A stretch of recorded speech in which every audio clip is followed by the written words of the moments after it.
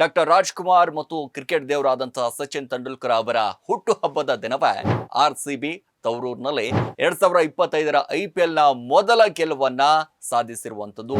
ನಿನ್ನೆ ಜಯದ ಒಂದಿಷ್ಟು ಹೂಮಾಲೆ ಸಿಕ್ಕಾಕೊಂಡ್ಬಿಟ್ಟಿದೆ. ಚಿನ್ನಸ್ವಾಮಿ ಕ್ರೀಡಾಂಗಣದಲ್ಲಿ 3 ಪಂದ್ಯಗಳನ್ನ ಸೋತಿದ್ದು ಚಿಂತೆಗೆ ಕಾರಣವಾಗ್ಬಿಟ್ಟಿತ್ತು. ಆದ್ರೆ ಕೊನೆಗೂ ಅಭಿಮಾನಿಗಳ ಪ್ರಾರ್ಥನೆ ಫಲಿಸಿದೆ.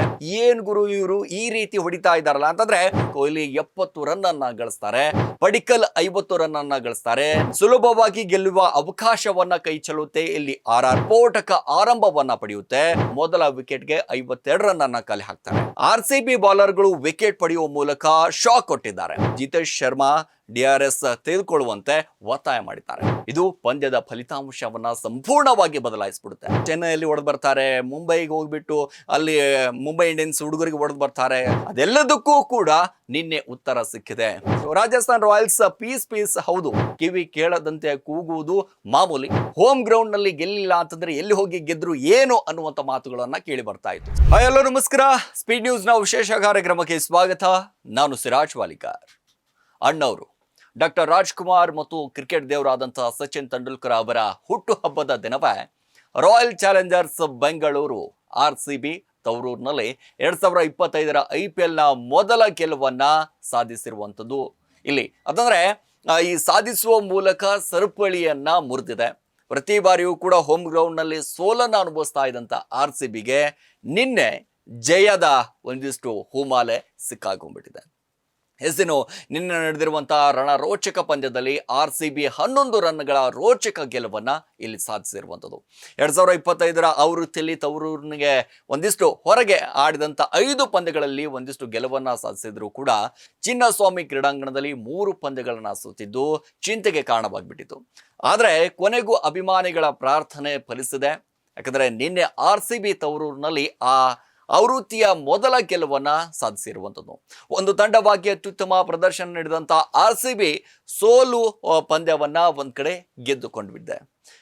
ನಿನ್ನೆ ರಾಜಸ್ಥಾನ್ ರಾಯಲ್ಸ್ ಅವರು ಆಡುವ ಪರಿ ನೋಡಿದಂತಹ ಸಂದರ್ಭದಲ್ಲಿ ನಮಗನ್ಸೋದು, ಅರೆ ಏನ್ ಗುರು ಇವರು ಈ ರೀತಿ ಹೊಡಿತಾ ಇದ್ದಾರಲ್ಲ ಅಂತಂದ್ರೆ, ಓವರಿಗೆ 20 ರನ್ ಅನ್ನ ಎಕ್ಸ್ಟ್ರಾನ ಇಟ್ಬಿಟ್ಟಿದ್ರು. ಅಂತಂದ್ರೆ ಆ ರೀತಿ ಬ್ಯಾಟಿಂಗ್ ಅನ್ನ ಬೀಸ್ತಾ ಇದ್ರು.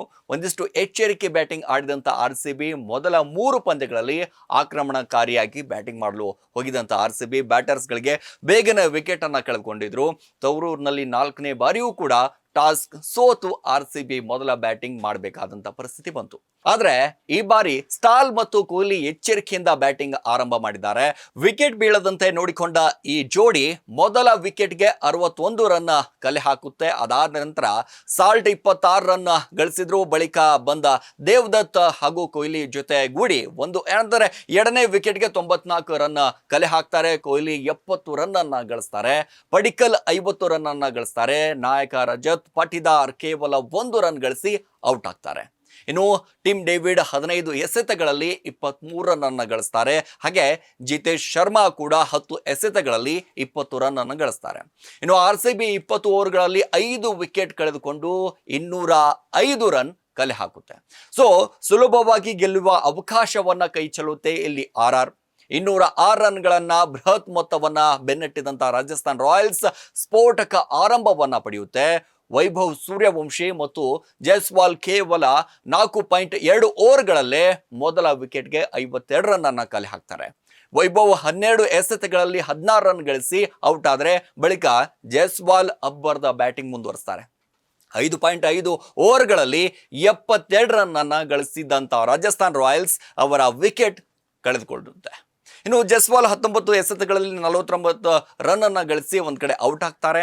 ಮತ್ತೊಂದು ಕಡೆ 9 ಓವರ್ಗಳಲ್ಲೇ 110 ರನ್ ಅನ್ನ ಗಳಿಸಿ ರಾಜಸ್ಥಾನ್ ರಾಯಲ್ಸ್ ಸುಲಭ ಗೆಲುವಿನ ಕನಸನ್ನ ಕಂಡಿತು. ಆದ್ರೆ RCB ಬೌಲರ್ಗಳು ವಿಕೆಟ್ ಪಡೆಯುವ ಮೂಲಕ ಶಾಕ್ ಕೊಟ್ಟಿದ್ದಾರೆ. ಅದರಲ್ಲೂ 18ನೇ ಓವರ್ನಲ್ಲಿ 22 ರನ್ ಬಾರಿಸುವ ಮೂಲಕ ರಾಜಸ್ಥಾನ್ ರಾಯಲ್ಸ್ ಮತ್ತೆ ಗೆಲುವಿನ ಸನಿಹ ಬಂದ್ಬಿಡುತ್ತೆ. ಆದ್ರೆ 19ನೇ ಓವರ್ ಇಡೀ ಪಂದ್ಯದ ದಿಕ್ಕನ್ನೇ ಒಂದ್ ಕಡೆ ಬದಲಾಯಿಸ್ಬಿಡುತ್ತೆ. ಕೊನೆಯ 2 ಓವರ್ನಲ್ಲಿ RR ಗೆಲುವಿನ 17 ರನ್ ಬೇಕಿತ್ತು. ಜೋಶ್ ಹೆಜಲ್ವುಡ್ 19ನೇ ಓವರ್ನಲ್ಲಿ ಕೇವಲ 1 ರನ್ ನೀಡಿ 2 ವಿಕೆಟ್ ಪಡೆಯುವ ಮೂಲಕ RCB ಗೆಲುವಿಗೆ ಅಂತಂದ್ರೆ ಇಲ್ಲಿ ಒಂದಿಷ್ಟು ಮೇಲ್ಗೈ ಸಾಧಿಸುವಂತ ಎಲ್ಲವೂ ಕೂಡ ನಡೆದು ಹೋಗ್ಬಿಡುತ್ತೆ. ಕೊನೆ 2 ಓವರ್ಗಳಲ್ಲಿ 4 ವಿಕೆಟ್ ಕಳೆದುಕೊಂಡ RR 11 ರನ್ಗಳಿಂದ ಸೋಲು ಕಂಡುತ್ತೆ. ಜಿತೇಶ್ ಶರ್ಮಾ ಎಲ್ಲರೂ ಕೂಡ ಒಂದಿಷ್ಟು ಮಾತಾಡ್ತಾ ಇದ್ದಾರೆ. ಇಡೀ ಪಂದ್ಯಕ್ಕೆ ನೀನು ದೇವರಾಗ್ಬಿಟ್ಟೆ, ಫಲಿತಾಂಶ ಬದಲಿಸಿದೆ. ಜಿತೇಶ್ ಶರ್ಮಾ 47 ರನ್ನನ್ನು ಗಳಿಸಿ ಉತ್ತಮವಾಗಿ ಆಡುತ್ತಿದ್ದಂಥ ಧ್ರುವಲ್ ಏನು ಇದ್ದಾರೆ ಅವರನ್ನು ಜೋಶ್ ಹೆಸಲ್ವುಡ್ ಅವರು ಯಾರ್ಕ್ ಆಡುವ ಪ್ರಯತ್ನದಲ್ಲಿ ಔಟ್ ಆಗಿಬಿಡ್ತಾರೆ. ಚೆಂಡು ಬ್ಯಾಟ್ನಲ್ಲಿ ಆಡಿದರಿಂದಾಗಿ ಒಂದಿಷ್ಟು ಸವರ್ಕೊಂಡು ಕೀಪರ್ಗೆ ಕೈಗೆ ಹೋಗ್ಬಿಡುತ್ತೆ. ಯಾರು ಕೂಡ ಔಟ್ಗಾಗಿ ಮನವಿ ಮಾಡದೆ ಇದ್ರೂ ಕೂಡ ಜಿತೇಶ್ ಶರ್ಮಾ DRS ತೆಗೆದುಕೊಳ್ಳುವಂತೆ ಒತ್ತಾಯ ಮಾಡಿದ್ದಾರೆ. ಅದೃಷ್ಟ RCB ಪರವಾಗಿತ್ತು, ಚೆಂಡು ಬ್ಯಾಟ್ಗೆ ತಾಗಿತ್ತು, ಔಟ್ ಎಂದು ನಿರ್ಣಯ ಬಂದ್ಬಿಡುತ್ತೆ. ಇದು ಪಂದ್ಯದ ಫಲಿತಾಂಶವನ್ನ ಸಂಪೂರ್ಣವಾಗಿ ಬದಲಾಯಿಸ್ಬಿಡುತ್ತೆ. ಬಳಿಕ ಬಂದ ಜೋಫ್ರಾ ಆರ್ಚರ್ ಮೊದಲ ಎಸೆತದಲ್ಲಿ ಔಟ್ ಆದ್ರಲ್ಲ, ಅದಾದ ಬಳಿಕ ಕೊನೆಯ ಓವರ್ನಲ್ಲಿ ಜಿತೇಶ್ ಶರ್ಮಾ ಮಿಂಚಿನ ರನ್ಔಟ್ ಮಾಡಿ ಒಂದ್ ಕಡೆ ಮಿಂಚಿ ಬಿಡ್ತಾರೆ.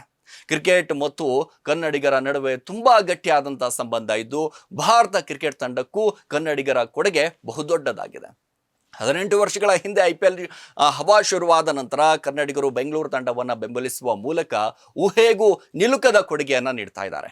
ಹೀಗಿದ್ದಾಗಲೇ ರಾಜಸ್ಥಾನ್ ಸಂಪೂರ್ಣವಾಗಿ ಪೀಸ್ ಆಗುತ್ತೆ. ಇತಿಹಾಸ ನಿರ್ಮಿಸಲು ಬೆಂಗಳೂರು ತಂಡ RCB, ನಮ್ಮ ಬೆಂಗಳೂರು ತಂಡ ರಾಯಲ್ ಚಾಲೆಂಜರ್ಸ್ ಬೆಂಗಳೂರು ಇಂದು ರಾಜಸ್ಥಾನ ವಿರುದ್ಧ ಕಂಡ ಗೆಲುವು ಬರೀ ಒಂದು ಜಯವಲ್ಲ.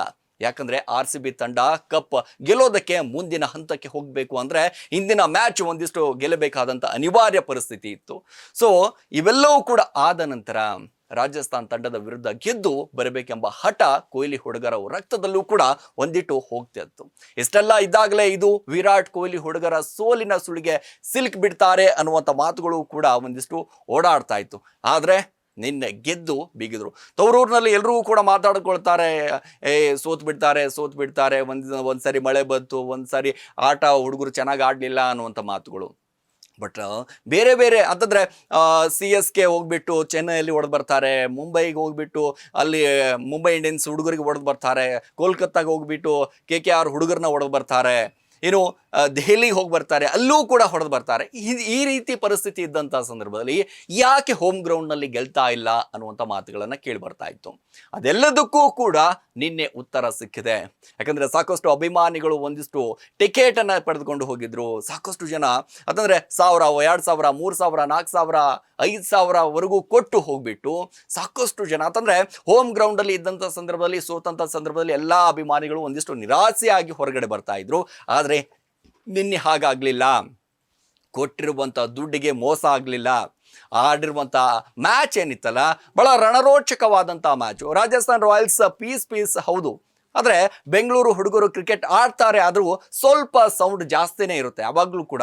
ಅದರಲ್ಲೂ ನಮ್ಮ RCB ಮ್ಯಾಚ್ ಬೆಂಗಳೂರಿನಲ್ಲಿ ನಡೆಯುತ್ತೆ ಅಂತಂದರೆ ಕಿವಿ ಕೇಳದಂತೆ ಕೂಗುವುದು ಮಾಮೂಲಿ. ಯಾಕಂದರೆ ಹೀಗೂ ಸಹಜವಾಗಿ ನಾವೆಲ್ಲರೂ ಕೂಡ ಯಾವ ರೀತಿಯಾಗಿ ಕೂಗ್ತೀವಿ ಅಂತಂದರೆ RCB ಅಂತಾನೆ ನಮ್ಮ ಬೆಂಗಳೂರು ಅಭಿಮಾನಿಗಳು ಬೆಂಬಲವನ್ನು ನೀಡ್ತಾರೆ. ಹೀಗಿದ್ರೂ ಕೂಡ ರಾಜಸ್ಥಾನ್ ವಿರುದ್ಧ ಮ್ಯಾಚ್ ನಮ್ಮ RCB ನಡೆಯುವಾಗ ದಿಢೀರ್ ಬೆಂಗಳೂರಿನಲ್ಲಿ ಚಿನ್ನಸ್ವಾಮಿ ಕ್ರಿಕೆಟ್ ಮೈದಾನದಲ್ಲೇ ಫುಲ್ ಸೈಲೆಂಟ್ ಆಗಿಬಿಡ್ತು. ಯಾಕಂತಂದರೆ 72 ರನ್ನು ಸಡನ್ನಾಗಿ ನಾವು ನೋಡಿದಂಥ ಸಂದರ್ಭದಲ್ಲಿ ಏನು ಗುರು ಇವರು ರಾಜಸ್ಥಾನದವರು ಈ ರೀತಿ ಹೊಡಿತಾ ಇದ್ದಾರೆ ಅಂತ ಇಡೀ ಶಾಂತವಾಗಿಬಿಡ್ತು. ಆದರೆ ಲಾಸ್ಟ್ ಓವರ್ನಲ್ಲಿ ಮ್ಯಾಜಿಕ್ ನಡೀತಲ್ಲ, ಸಂಪೂರ್ಣವಾಗಿ ಎಲ್ಲರೂ ಕೂಡ ಶಾಕ್ ಆಗಿಬಿಡ್ತಾರೆ. ಹೆಸಲ್ವುಡ್ ಕರೆಕ್ಟಾಗಿ ಹೇಳಬೇಕು ಅಂತಂದರೆ ಸಖತ್ತಾಗಿ ಬಾಲಿಂಗ್ ಮಾಡ್ದ. ಆ ಬಾಲಿಂಗ್ನಿಂದಾನೇ ಇಡೀ ಮ್ಯಾಚು ಒಂದಿಷ್ಟು ಟರ್ನ್ ಓವರ್ ಆಗುತ್ತೆ. ಸೊ ನಿನ್ನೆ ನಡೆದಿರುವಂಥ ಒಂದು ಮ್ಯಾಚ್ ಇದೆಯಲ್ಲ, ಬಹಳ ರಣರೋಚಕವಾಗಿರುವಂಥ ಮ್ಯಾಚು. ಒಂದು RCB ಇಲ್ಲಿ ಗೆಲ್ಲಬೇಕಾದಂಥ ಪರಿಸ್ಥಿತಿ ಏನಿತ್ತು. ಯಾಕಂದರೆ ಹೋಮ್ ಗ್ರೌಂಡ್ನಲ್ಲಿ ಗೆಲ್ಲಿಲ್ಲ ಅಂತಂದರೆ ಎಲ್ಲಿ ಹೋಗಿ ಗೆದ್ರು ಏನು ಅನ್ನುವಂಥ ಮಾತುಗಳನ್ನು ಕೇಳಿ ಬರ್ತಾ ಇತ್ತು. ಸೊ ಹಾಗಾಗಿ ನಿನ್ನೆ RCB ಅಭಿಮಾನಿಗಳಿಗೆ ಒಂದು ಕಡೆ ಹಬ್ಬದ ಊಟವನ್ನು ಕೊಟ್ಟಿರುವಂಥ RCB ಹುಡುಗರು.